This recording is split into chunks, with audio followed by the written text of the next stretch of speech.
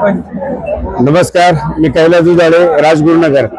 आज आम्ही सहकुटुंब सहपरिवार पुणे पुस्तक महोत्सव या ठिकाणी भेट देण्यासाठी आलो आणि स्टॉलवरती फिरता फिरता आम्हाला एक भाकर तीन चुली या पुस्तकाचे लेखक आदरणीय देवा जिंजार सर या ठिकाणी भेटले।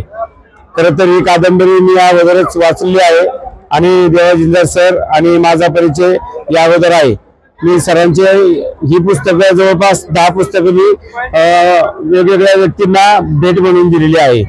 इतकी ही कादंबरी एक भाकर तीन चुली ही कादंबरी इतकी अप्रतिम आहे, म्हणजे जीवनामध्ये एखाद्या महिलेचा संघर्ष किती असतो, किती असू शकतो आणि ते एखादी महिला आपल्या जीवनाचा संघर्ष एवढ्या भयानक परिस्थितीला संकटाला सामना तोंड देऊन आपलं जीवन आपला उद्धार खऱ्या अर्थानं करते, अशी ही सगळी कादंबरी जबरदस्त आहे।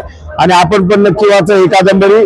31 आवृत्त्या आतापर्यंत या कादंबरीच्या निघालेल्या आहेत, ही फार मोठी गोष्ट आहे।